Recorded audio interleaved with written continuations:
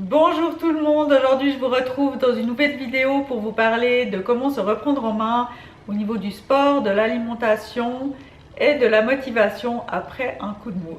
En général, vous l'avez remarqué que j'aime beaucoup faire des thèmes, aborder des thèmes finalement qui me parlent, des situations que j'ai vécues, que j'ai réussi à rectifier et en fait finalement ça me permet de partager tout ça et de vous donner des conseils de vous montrer ce que j'ai fait, ce qui a fonctionné, ce qui n'a pas fonctionné. Et puis d'en parler de la manière la plus authentique possible du coup, vu que c'est du vécu et que c'est pas des choses que j'ai repris dans un livre et que je retranscris comme ça oralement. Qui n'a jamais vécu un coup de mou? Donc une fois de plus, on n'est pas des robots. Et c'est tout à fait normal de vivre ce genre de situation, c'est vraiment normal, même si c'est pas agréable sur le moment, c'est tout à fait normal. Ça peut être suite à finalement à des situations imprévues de la vie, à une maladie, à une blessure, à finalement un déménagement ou vraiment tout autre changement qu'on peut avoir dans notre vie et qui souvent arrive comme ça sans prévenir et paf, surprise. Un coup de mou peut aussi arriver après une longue série de sports intenses qu'on a pu faire, ou ça peut être la préparation d'un gros événement sportif, d'un marathon, ou même quelque chose de plus grand. Et puis justement de faire des séances très régulières, souvent c'est des 4 à 5 séances par semaine. Peut-être au bout d'un moment le corps il peut se dire que en fait il en a marre, qu'il a besoin de repos et il nous le fait bien comprendre. Et moi ça m'est arrivé après une course, j'avais préparé vraiment pendant des semaines, j'ai fait la course et après j'ai parcouru pendant 6 mois. Sans rigoler, pendant 6 mois j'avais plus envie de courir. Ce repos peut se prolonger de quelques jours à quelques semaines, voire à quelques mois, et j'ai envie de dire c'est pas grave. C'est important d'écouter son corps, et voilà, s'il nous dit ça, c'est pas pour rien. Si on force, c'est là qu'on peut se blesser ou se dégoûter suivant comment. Et pendant ces périodes d'un peu d'arrêt ou de stand-by sportif, des fois il arrive aussi que la nourriture prend le dessus. Ah ouais, voilà, l'ennui, ou des fois c'est beaucoup émotionnel l'alimentation, et c'est vrai que on a un peu des pulsions de nourriture comme ça, et c'est là qu'on fait beaucoup d'écarts, c'est là qu'on va faire un peu n'importe quoi. Ça peut être aussi au niveau de la sédentarité, qu'on fait moins d'activité physique parce qu'on n'a pas envie, ou alors qu'on peut pas tout simplement, qu'on rumine un peu plus, on culpabilise, et ça c'est aussi pas forcément productif. Et tout ça fait qu'on aura un manque d'entrain général, et du coup l'énergie baisse, et c'est un peu un cercle vicieux, et c'est pas toujours évident à gérer sur le moment, et c'est surtout pas agréable du tout. Donc par quoi on va commencer dans ce cas-là? Déjà par accepter la situation qu'on n'a pas choisie et qui est difficilement acceptable. Je le sais, j'en connais un rayon. Accepter des situations imprévues, j'ai encore de la peine, même si j'y travaille, mais ça reste compliqué. Bon, je vais laisser passer cette ambulance. Ah, voilà, c'est bon. On peut aussi faire le point, prendre du recul sans pour autant passer 1000 ans à se poser plein de questions, à se demander pourquoi ça nous arrive, à ruminer. C'est juste pas du tout productif. On peut le faire, mais dans un court temps, pas trop longtemps. Et qu'est-ce qu'on peut mettre en place? Déjà de se dire que cette situation est limitée dans le temps. C'est quelque chose qui va pas durer non plus éternellement. C'est des phases qui nous paraissent longues sur le moment, mais c'est vraiment, ça va finir par s'arrêter, et ça c'est sûr.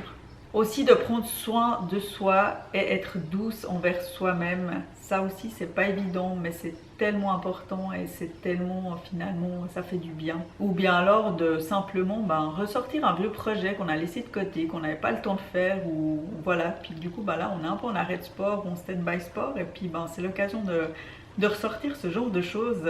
On peut aussi prendre un peu de temps pour établir un plan d'attaque pour notre reprise, parce qu'il y aura forcément une reprise à un moment donné, et on peut se demander est-ce que c'est le sport que j'ai envie de faire, est-ce que peut-être j'ai envie d'essayer un autre sport, j'ai envie de le faire différemment, à une autre fréquence. Donc ça c'est tout des choses un peu de préparer un plan d'attaque pour le retour. Et même de le faire au niveau de l'alimentation, vu que là on est en période on fait un peu n'importe quoi, de se dire voilà, à partir de ce moment-là, je pourrais reprendre le sport. Donc au niveau de l'alimentation, je vais aussi modifier qu'est-ce que j'ai envie de mettre en place, et qui pourrait finalement être ben, tenir sur le long terme, pas tout couper, se dire ah non j'ai mangé trop de chocolat donc taf, pas de chocolat, c'est fini à la reprise, donc non, alors ça c'est pas du tout le bon plan, mais vraiment d'y aller petit à petit et de passer à l'action dès qu'on peut, parce que des fois ben plus on attend et plus c'est dur à reprendre et plus on se dit de toute façon je vais souffrir, ça va être trop dur, je vais pas y arriver. Donc voilà, plus dès qu'on a l'occasion de reprendre, dès qu'on a retrouvé la motivation, dès qu'on la blessure est passée, dès que le coup de mou est passé, bah là on se reprend en main, vraiment gentiment. On va pas se dire ben, je vais aller courir 20 km d'un coup, non quoi. Ça peut vraiment partir sur une marche rapide ou une course à pied de 5 km ou de 3 km, ou vraiment une petite sortie à vélo, enfin vraiment des petites choses comme ça, juste pour remettre le corps en route et pas se dégoûter d'entrer en se disant bah non j'ai tout perdu ce que j'avais acquis avant, alors que non en fait c'est juste bah voilà, le corps était plus habitué, donc il faut un peu le remettre en route et vous verrez ça revient rapidement. Le corps il garde une empreinte de ce qu'on a fait auparavant et ça se remet. Et si vous avez pris du poids pendant votre stand-by sport ou bien voilà, votre arrêt pour cause de blessure, de maladie ou autre chose, bah là aussi il va falloir un peu de patience, parce que c'est pas en un jour, en une semaine que voilà que vous allez compenser tous les excès que vous aviez pu faire par avant. Bah non, en fait ça se passe pas comme ça, donc il faut avoir aussi un peu de patience sur des jours et des semaines, parce que tout le gras qu'on a accumulé, je dis pas qu'on a accumulé 5 kilos de gras, mais tout le gras qu'on a pu réemmagasiner avec l'arrêt du sport, ben voilà, il faudra aussi le temps de le perdre. Donc vraiment patientez, donnez-vous le temps et vous verrez que tout va rentrer dans l'ordre. Voilà. Il y a aussi une part d'autodiscipline à avoir, pas stricte, mais quand même voilà, de la régularité, de la persévérance, et puis vraiment tout rentrera dans l'ordre. Il faut vraiment être, prendre soin de son corps, être gentil avec soi-même et pas s'autoflageller tout le temps parce qu'on a mal mangé, parce qu'on a pris du gras, parce que c'est plus comme avant et tout.